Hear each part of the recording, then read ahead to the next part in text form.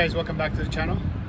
In this video I will talk about the lighting I did for the OVS 270-degree awning that I have. I like the awning, I have been using it, it's pretty good. I'll do a complete review on that. But I needed to eliminate this area when I was camping and everything. So I came up with this LED lights, the strips that I used. I think it worked out perfectly fine. I've used it for a couple of times already. But let me walk you through some of the products that I used, and I'll put the links in the description for the lights and the switches. There's one switch I used. So basically, you can go with any color obviously, or if you want changing color, but I went with a solid yellow two wire LED strip. I used 3 of these to kind of cover all 5 legs of the awning, and that was enough. Each one of these come with a power source, right, and that has a male connector here, and then the strip at the end is connected with a female connector. So what you do is usually connect this one, right? Obviously I had to connect wires, these strips together to get a continuous run.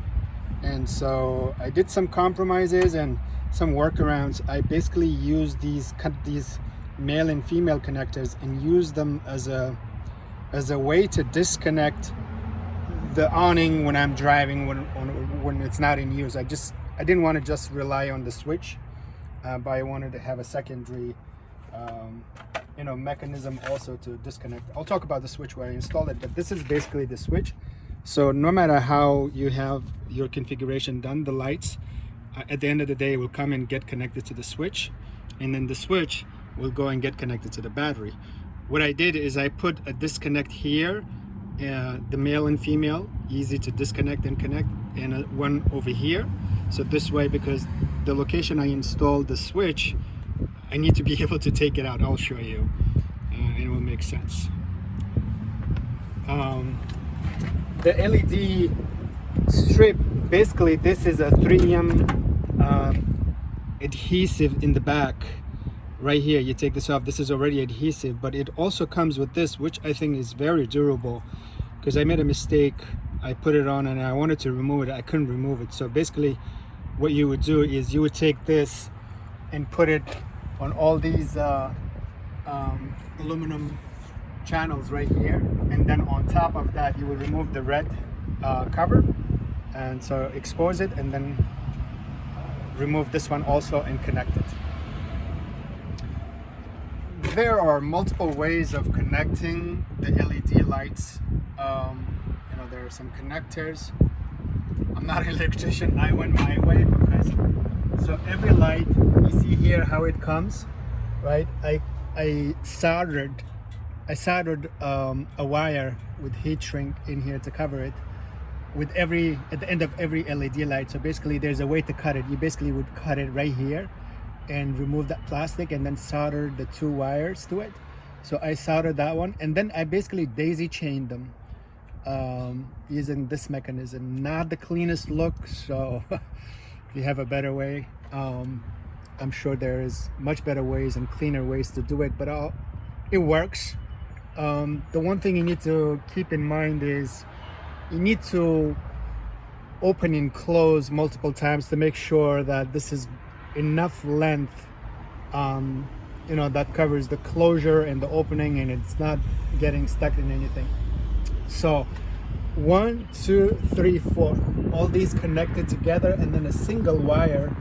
If you look over here, a single wire goes through the channel right here. You can use any of these channels within the awning and all the way down. So let me show you where it comes out, where I connected the last 2 to it, right? So it comes out right here. It comes out right here. And so here I use that male and female connector. So for example, so this is the female connector that I use that comes with the LED lights for this purpose. If I'm on the road or anything, this is a little zipper here. I could just put everything in here and there will be no power going to this at all. So this is just zip tied here. And then when I'm at camping spot, I just do this, and that's it. So this is, it's coming right here, and let me show you where I put the switch. So I put the switch in this little panel here. It's a low profile switch. There are a couple of features in this. All I wanted was basically turn on and off, and also dimmable. This gives you some other functionality also, like you can change the speed, or it's blinking or whatever. But I like the fact that it was low profile and I didn't have to waste one of my rocker switches with it, right? So I installed it here, but the way I installed it is if I wanted to take this panel out, I should be able to do so. So I put the same male and female connectors on the inside. Let me show you, to be able to kind of use this panel. And if I could take this out.